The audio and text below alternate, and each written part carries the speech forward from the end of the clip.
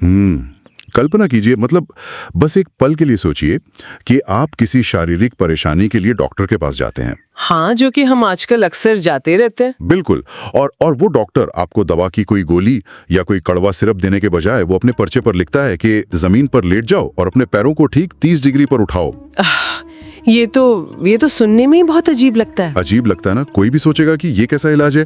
लेकिन आज हमारे पास जो स्रोत सामग्री है जिस पर हम आज अपनी गहन चर्चा करने वाले हैं, वो कुछ ऐसा ही दावा करती है। बिल्कुल। और इस दस्तावेज का शीर्षक भी काफी सीधा है। हाँ, इसका शीर्षक है रोगी रोग मुक्त बिना दवाई।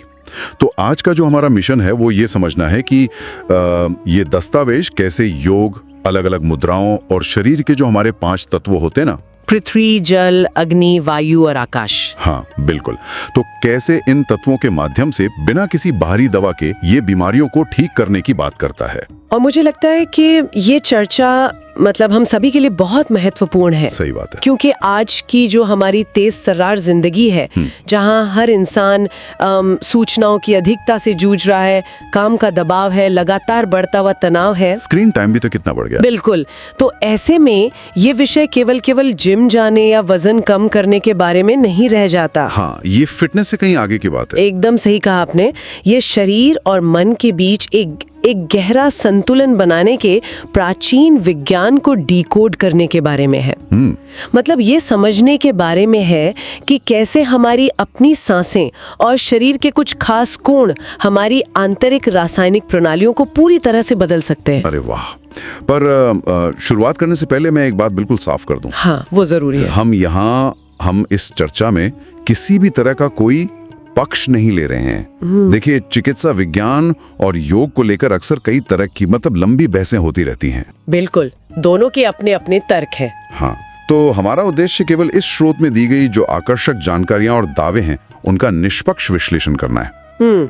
हम बस ये देखना चाहते हैं कि दस्तावेज असल में क्या कह रहा है और उसके पीछे का तर्क या विज्ञान क्या है। एकदम सही दृष्टिकोण है। ठीक है, तो आइए इसे थोड़ा समझते हैं। सनातन ज्ञान के लिए आरोग्यम सूत्र और वैदिक वाइब्स ब्लॉग को सब्सक्राइब करें। साथ ही इंस्टाग्राम और फेसबुक पेज को अभी फॉलो करें, लिंक डिस्क्रिप्शन में है। सबसे पहले तो ये समझना जरूरी है कि योग असल में है क्या।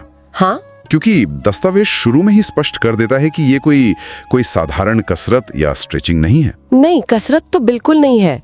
अगर हम स्रोत के अनुसार देखें तो योग संस्कृत के युज शब्द से बना है। युज? हाँ, YUJ, जिसका शाब्दिक अर्थ होता है जुड़ना या एकता। जुड़ना मतलब किससे जुड़ना? अगर हम इसके दार्शनिक पहलू को देखें तो दस्तावेज इसे व्यक्तिगत चेतना का, जो हमारी चेतना है, उसका सार्वभौमिक चेतना के साथ एक हो जाना बताता है। रुको, सार्वभौमिक चेतना के साथ एक हो जाना। हाँ, ये थोड़ा ज्यादा ही दार्शनिक और भारी लग रहा है। मैं समझ सकती हूँ। मतलब अगर मैं इसे एक आम इंसान के नजरिए से समझना चाहूँ, जो बेचारा रोज सुबह ट्रैफिक में फंसता है, ऑफिस जाता है या अपनी EMI की चिंता करता है, बिल्कुल, तो उस आम इंसान के लिए इस चेतना वाले कॉन्सेप्ट का व्यावहारिक मतलब क्या है? ये एक बहुत ही जायज सवाल है। देखिए, आम इंसान के नजरिए से इसका मतलब है आपके विचारों, आपकी भावनाओं और आपके शरीर की प्रतिक्रियाओं का एक दिशा में काम करना। एक दिशा में? मतलब उनमें कोई टकराव ना हो? बिल्कुल। स्रोत बताता है कि योग का सबसे पहला और सबसे स्पष्ट असर हमारे बाहरी शरीर पर होता है, यानी जो हमारा भौतिक शरीर है। अच्छा। जब हम तनाव में होते हैं या हमारा जीवन असंतुलित होता है, तो पता है क्या होता है? हमारी मांसपेशियां और नसें एक दूसरे के विरोध में काम करने लगती हैं। अच्छा, जैसे गर्दन में अकड़न आ जाना? एकदम सही। एक मांसपेशी सिकुड़ रही होती है जबकि उसी समय दूसरी खिंच रही होती है। ओहो। ये लगातार चलने वाला एक आंतरिक संघर्ष है जो हमें पता भी नहीं चलता। तो योग क्या करता है? वो इस संघर्ष को खत्म करके उन्हें वापस तालमेल में लाता है। तो इसका मतलब है कि हम योग में केवल अपनी मांसपेशियों को खींच या मोड़ नहीं रहे हैं, बल्कि हम असल में अपने नर्वस सिस्टम को हैक कर रहे हैं। बिल्कुल। और यहाँ जो बात सबसे आकर्षक है वो ये कि दस्तावेज चिकित्सा वैज्ञानिकों के हवाले से बताता है कि योग मुख्य रूप से हमारे तंत्रिका तंत्र यानी नर्वस सिस्टम और अंतःस्रावी तंत्र के बीच एक बहुत ही गहरा संतुलन बनाता है। अंतःस्रावी तंत्र यानी वो सिस्टम जो हमारे शरीर में हार्मोन को नियंत्रित करता है। हाँ, एंडोक्राइन सिस्टम। तो ये काम कैसे करता है? आइए इसे थोड़ा और गहराई से समझते हैं। हमारा जो अंतःस्रावी तंत्र है वो असल में ग्रंथियों का यानी ग्लैंड्स का एक नेटवर्क है और ये सीधे हमारे रक्त प्रवाह में हार्मोन छोड़ता है, ब्लड स्ट्रीम में। हाँ, और ये जो हार्मोन होते हैं ना, ये रासायनिक दूत या केमिकल मैसेंजर्स की तरह काम करते हैं। अच्छा, जो शरीर को निर्देश देते हैं। बिल्कुल, ये शरीर के लगभग हर अंग और कोशिका को बताते हैं कि उन्हें क्या करना है, चाहे वो हमारा पाचन हो, हमारी ग्रोथ हो या तनाव पर हमारी प्रतिक्रिया हो। तो जब हम स्ट्रेस में होते हैं तब क्या होता है? तब हमारा नर्वस सिस्टम खतरे का संकेत देता है और हमारा अंतःस्रावी तंत्र तुरंत एड्रेनलिन और कॉर्टिसोल जैसे तनाव हार्मोन छोड़ने लगता है। बाप रे। और अगर आप लगातार तनाव में हैं, जैसे आपने कहा ना, ट्रैफिक या ईएमआई की चिंता, हाँ, जो कि आज की सच्चाई है, तो लगातार तनाव में रहने से ये पूरा सिस्टम पूरी तरह से बिगड़ जाता है। हमेशा कॉर्टिसोल हाई रहता है। समझ गया। दस्तावेज के अनुसार योग इन दोनों तंत्रों के बीच एक सीधा संवाद स्थापित करता है, ओहो, जिससे ग्रंथियां शांत होती हैं और हमारा हार्मोनल स्राव जो सिक्रेशन है वो वापस संतुलित हो जाता है। यार ये बहुत ही दिलचस्प है। अगर मैं इसे एक उदाहरण से समझाऊं, हाँ बताइए। मान लीजिए कि हमारा शरीर एक स्मार्टफोन है। ठीक है। तो जो आधुनिक दवाइयां हैं वो खराब हुए हार्डवेयर के किसी हिस्से को बदलने या तुरंत किसी एरर को फिक्स करने जैसी है। बिल्कुल सही। लेकिन योग उस फोन के ऑपरेटिंग सिस्टम को ही पूरी तरह से अपडेट करने जैसा है। क्या बात है ना? ताकि बैकग्राउंड में जो तनाव के जो भारी भरकम ऐप्स चल रहे हैं वो फोन की बैटरी को खत्म न कर सके और उसे हैंग न कर सके। ये एक बेहतरीन तुलना है। और जब आपका ऑपरेटिंग सिस्टम सही से काम कर रहा होता है ना, तो फोन अपने आप बहुत स्मूथ चलता है। हाँ, फिर छोटी मोटी दिक्कतें खुद ही ठीक हो जाती हैं। बिल्कुल।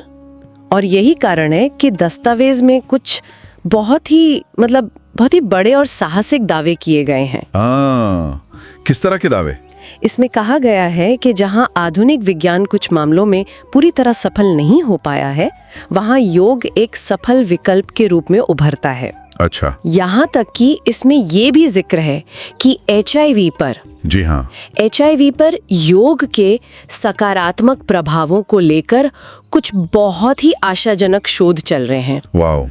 पर यहाँ मैं अपने श्रोताओं को फिर से याद दिला दूं, हम यहाँ ये बिल्कुल नहीं कह रहे हैं कि योग से HIV पूरी तरह ठीक हो जाता है। नहीं, बिल्कुल नहीं। हम केवल दस्तावेज की बातों और उसमें दिए गए जो शोध के दावे हैं उनको सामने रख रहे हैं। सही बात है। लेकिन अगर हम उस ऑपरेटिंग सिस्टम वाले तर्क पर वापस जाएं, तो ये दावा थोड़ा समझ में आता है, क्योंकि आधुनिक दवाइयां क्या करती हैं?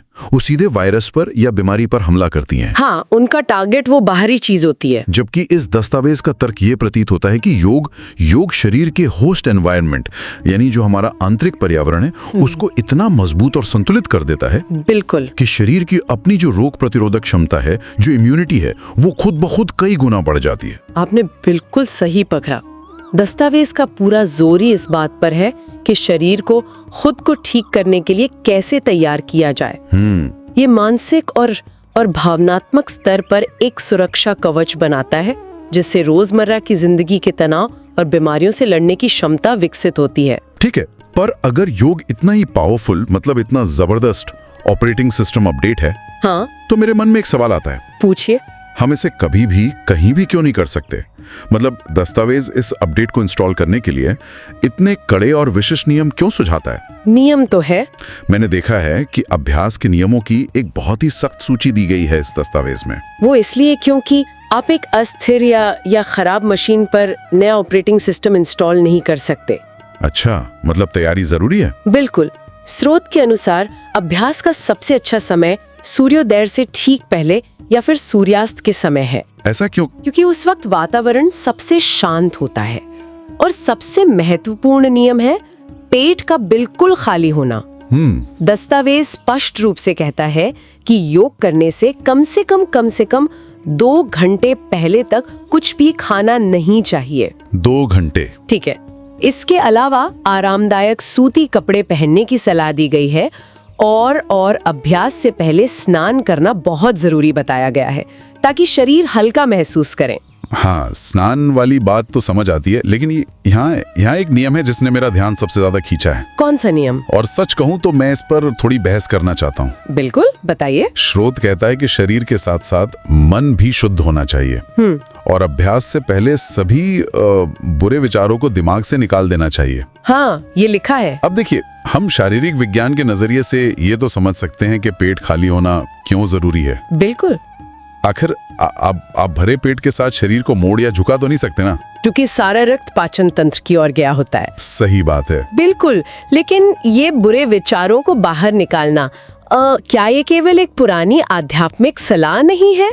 आपको ऐसा लगता है? मतलब क्या इसका हमारे शारीरिक प्रदर्शन पर सच में कोई वैज्ञानिक प्रभाव पड़ता है? अगर हम इसे बड़ी तस्वीर से जोड़कर देखें ना, तो ये बात केवल एक दार्शनिक या आध्यात्मिक उपदेश नहीं रह जाती। अच्छा, इसका एक बहुत सीधा और गहरा वैज्ञानिक आधार है। वो कैसे? देखिए, जब हमारे दिमाग में बुरे विचार, चिंताएं या कोई भी नकारात्मक भावनाएं होती हैं, तो हमारा शरीर अनजाने में ही फाइट या फ्लाइट यानी लड़ने या भागने वाले मोड में आ जाता है। अच्छा, वो जो नर्वस सिस्टम का रिस्पॉन्स होता है। बिल्कुल, और ये तनाव कॉर्टिसोल हार्मोन पैदा करता है। अब कॉर्टिसोल का मुख्य काम क्या है? शरीर को अलर्ट करना। हाँ, और किसी खतरे से लड़ने या भागने के लिए ये मांसपेशियों को सिकोड़ता है। ओह, ये शरीर को एक रक्षात्मक, बहुत ही तनी हुई मुद्रा में ले आता है। वाओ, तो इसका मतलब है कि अगर मेरा दिमाग शांत नहीं है तो मेरी मांसपेशियां पहले से ही सिकुड़ी हुई और तनी हुई होंगी। बिल्कुल। अब याद करें कि हमने थोड़ी देर पहले क्या बात की थी कि असंतुलन में शरीर के अंग एक दूसरे के विरोध में काम करते हैं। एकदम सही। तो अगर आप दिमाग में गुस्सा, ऑफिस का तनाव या कोई चिंता लेकर स्ट्रेच करने की कोशिश करेंगे, तो पता है क्या होगा? क्या? आप असल में अपने ही शरीर के खिलाफ लड़ रहे होंगे। बाप रे। योग का मूल सिद्धांत ही सद्भाव या तालमेल है। बिना शांत मन के वो तालमेल कभी हासिल ही नहीं हो पाएगा। आप बस खुद को चोट पहुंचाएंगे। यार, ये तो हम सभी के लिए एक बहुत बहुत बड़ा सबक है। जरा सोचिए, हम में से कितने लोग ऐसा करते हैं रोज? बहुत लोग। हम ऑफिस का तनाव, किसी मीटिंग का प्रेशर या कोई बुरा ईमेल दिमाग में लेकर योग मैट पर बैठ जाते हैं और सोचते हैं कि चलो भाई, हम फिटनेस कर रहे हैं। और असल में हम सिर्फ स्ट्रेस को और बढ़ा रहे होते हैं। बिल्कुल। इस दस्तावेज के अनुसार हम असल में खुद को फायदा पहुंचाने के बजाय अपनी मांसपेशियों को और ज्यादा नुकसान पहुंचा रहे हैं। सटीक बात कही आपने। मन और शरीर, ये दोनों एक ही सिक्के के दो पहलू हैं। और इसी वजह से अभ्यास के बाद के भी बहुत ही सख्त नियम बताए गए हैं। बाद के नियम जैसे क्या? जैसे अभ्यास के 30 मिनट तक कुछ भी ना खाना और कम से कम 1 घंटे तक न नहाना। ओहो। और मैंने देखा है कि अनुक्रम, मतलब जो सीक्वेंस है, उसको लेकर भी जो नियम है वे काफी तार्किक लगते हैं। हाँ, सीक्वेंस बहुत अहम है। जैसे उसमें लिखा है कि प्राणायाम हमेशा आसनों के बाद करना चाहिए। बिल्कुल। और योग अभ्यास के अंत में हमेशा शवासन करना चाहिए। शवासन बहुत जरूरी है। शवासन, जहाँ बस एक शव की तरह जमीन पर सीधे लेट जाते हैं। जी। बाहर से देखने पर, मतलब कोई देखे तो ये सबसे आसान और शायद थोड़ा उबाऊ भी लगता है। लेकिन क्या मैं सही सोच रहा हूँ कि ये उस अपडेट को सेव करने का समय है? अरे वाह, ये एक बहुत ही शानदार तरीका है इसे देखने का। है ना, जैसे कंप्यूटर में हम फाइल सेव करते हैं। बिल्कुल।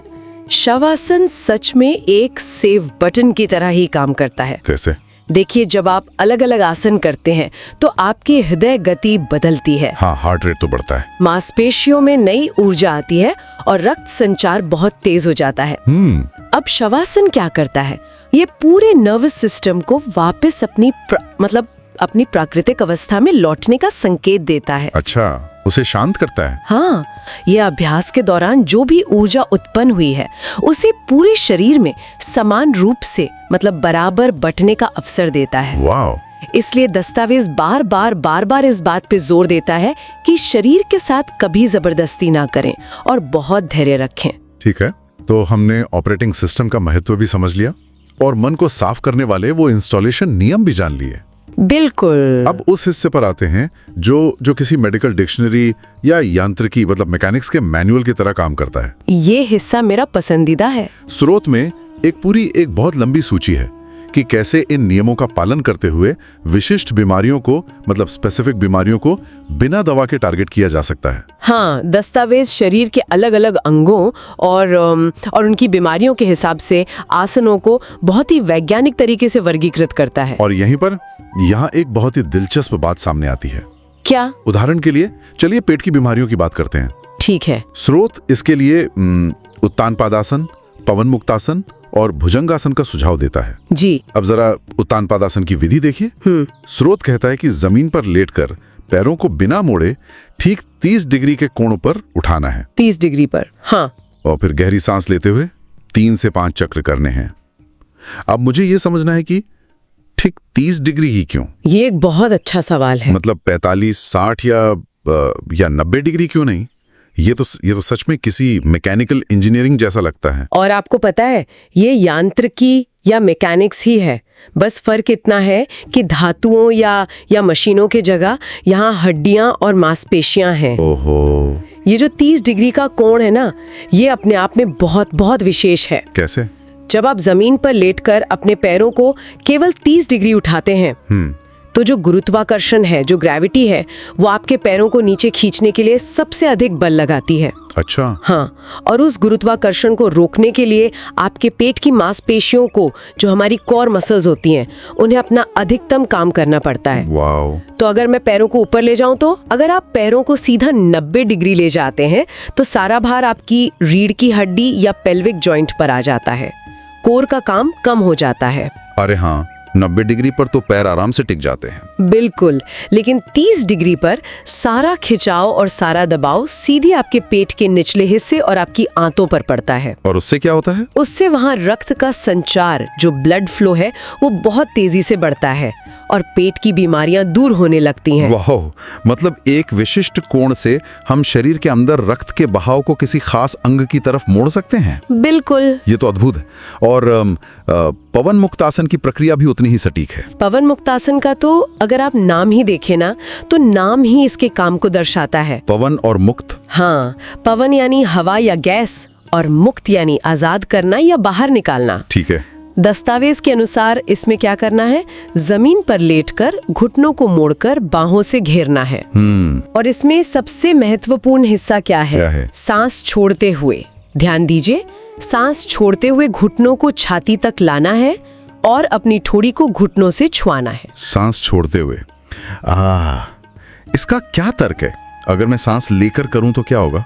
देखिए, जब आप पूरी तरह से सांस छोड़ते हैं ना, तो आपका जो डायाफ्राम है वो ऊपर की ओर जाता है। अच्छा। और आपके फेफड़े पूरी तरह खाली हो जाते हैं। इससे आपके पेट के हिस्से में एक तरह का खालीपन या जगह बन जाती है। स्पेस बन जाता है। बिल्कुल। फिर जब आप घुटनों से पेट पर दबाव डालते हैं, तो ये सीधे आपके पाचन तंत्र और आंतों की एक बहुत ही गहरी आंतरिक मालिश करता है। सोचिए, अगर फेफड़ों में हवा भरी होती तो आप वो दबाव कभी बना ही नहीं पाते, हवा आपको रोक लेती। यार, ये तो सच में किसी वैक्यूम पंप जैसी इंजीनियरिंग है ना? पहले हवा बाहर निकालो, फिर अंदर जगह बनाओ और फिर दबाव डालो। एकदम सटीक विश्लेषण किया आपने। ये फंसी हुई गैसों को बाहर निकालता है और अंदर के अंगों को बहुत अच्छे से सक्रिय करता है। लेकिन यहाँ मुझे वो नियम याद आ रहा है जिस पर हमने पहले चर्चा की थी। कौन सा? शरीर के साथ जबरदस्ती ना करें। बिल्कुल। और उसका सबसे अच्छा उदाहरण पेट की बीमारियों के लिए जो तीसरा आसन बताया गया ना, भुजंगासन, उसमें मिलता है। हाँ, भुजंगासन में क्या होता है? दस्तावेज में पेट के बल लेटकर शरीर के जो अगला हिस्सा है उसे ऊपर उठाने को कहा गया है, जैसे कोई कोबरा सांप उठता है। हाँ, वो जो टिपिकल योगा पोज होता है। हाँ, लेकिन इसमें स्पष्ट निर्देश है कि इसे केवल नाभि तक ही उठाएं। सिर्फ नाभि तक? जी। और आगे लिखा है, ध्यान रहे कि कमर पर ज्यादा खिंचाव ना आए। अच्छा, तो पूरा पीछे नहीं मुड़ना है? बिल्कुल नहीं। अगर आप जबरदस्ती ज्यादा उठने की कोशिश करेंगे, तो आप पेट के अंगों पर दबाव डालने के बजाय अपनी निचली रीढ़ को यानी लोअर बैक को चोट पहुंचा बैठेंगे। ये हमें बताता है कि हर एक निर्देश के पीछे एक बहुत ही बारीक शारीरिक विज्ञान, मतलब एक बहुत ही डीप एनाटॉमी छिपी है। बिल्कुल छिपी है। इसी तरह स्रोत मधुमेह यानी डायबिटीज के लिए भी कुछ आसन बताता है। जी, पश्चिम उत्तानासन और नौकासन। हाँ, अब देखिए, डायबिटीज जो है वो तो एक आंतरिक रासायनिक समस्या है ना। हाँ, मेटाबॉलिक डिसऑर्डर है, जहां शरीर इंसुलिन नहीं बना पाता। सही। तो बाहर से शरीर को खींचने या मोड़ने से ये रासायनिक समस्या कैसे ठीक होने का दावा किया जा रहा है? यहीं वो बिंदु आता है जहां हमारा पहले चर्चा किया गया अंतःस्रावी तंत्र यानी एंडोक्राइन सिस्टम, वो वापस तस्वीर में आता है। अच्छा, कैसे? देखिए, मधुमेह मुख्य रूप से अग्न्याशय यानी जो हमारी पैंक्रियाज ग्रंथि होती है उसकी कार्यक्षमता में कमी के कारण होता है। हाँ, पैंक्रियाज ही तो इंसुलिन बनाता है। बिल्कुल। अब जब आप पश्चिमोत्तानासन करते हैं, जहां आप जमीन पर बैठ के आगे की ओर झुकते हैं और पैर पकड़ते हैं, या फिर नौकासन करते हैं जहां शरीर को नौके के आकार में संतुलित करना होता है जी, तो ये मुद्राएं आपके पेट के मध्य भाग पर, जहां पैंक्रियाज होता है, वहां एक बहुत ही सटीक यांत्रिक दबाव, मतलब एक मैकेनिकल प्रेशर डालती हैं। यानी वे सीधे पैंक्रियाज को, अग्न्याशय को दबा रही हैं। हाँ, बिल्कुल वैसे ही। वाह! ये दबाव अग्न्याशय को उत्तेजित करता है। इसे ऐसे समझिए जैसे कोई पुराना स्पंज है। स्पंज? बर्तन धोने वाला? हाँ, जैसे स्पंज को निचोड़ने पर उसमें से सारा पुराना पानी निकल जाता है। हाँ। और जब आप उसे छोड़ते हैं तो वो तुरंत नया पानी सोख लेता है। अच्छा। ठीक वैसे ही इन आसनों के दौरान अंदरूनी अंगों पर दबाव पड़ने और फिर उन्हें ढीला छोड़ने से वहां ताजा रक्त और फ्रेश ऑक्सीजन का संचार होता है। यार ये तो कमाल है ना? ये कोई रहस्यमयी जादू नहीं है।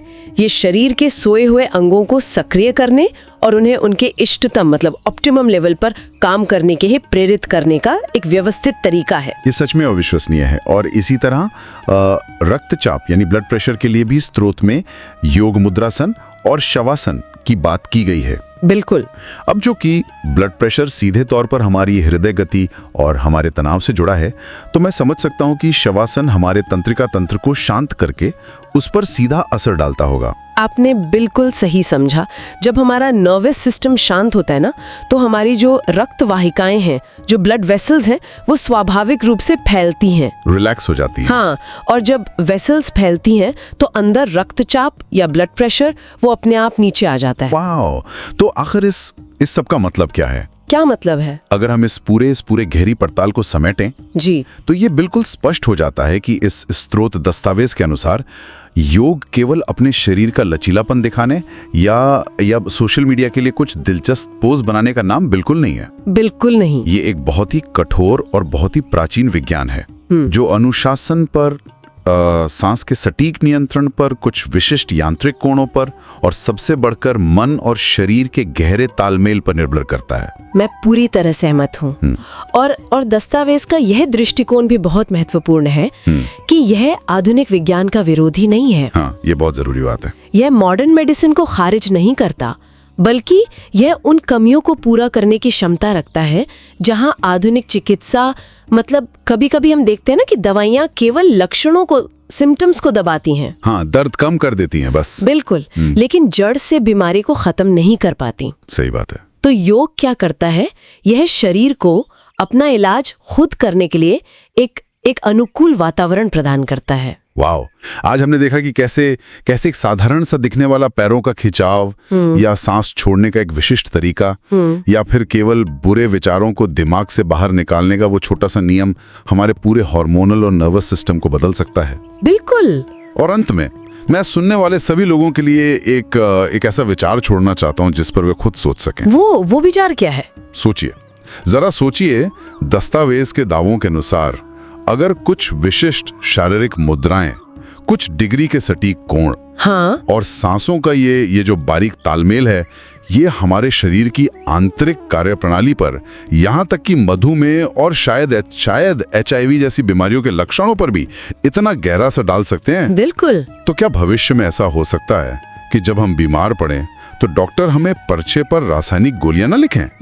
क्या ऐसा हो सकता है कि डॉक्टर हमें किसी खास डिग्री पर पैर उठाने या एक विशिष्ट गति से सांस छोड़ दें या अपने कॉर्टिसोल लेवल को कम करने की डोज लिख कर दें? वाओ! क्या ये संभव है कि भविष्य की असली चिकित्सा और जो हीलिंग है उसकी शुरुआत बड़ी आधुनिक प्रयोगशालाओं में नहीं, बल्कि हमारे अपने घर में जमीन पर बिछी एक साधारण सी योग की चटाई पर होगी? ये निश्चित रूप से चिकित्सा के भविष्य को लेकर एक बहुत ही गहरा और सच में सोचने पर मजबूर करने वाला नजरिया है। बिल्कुल।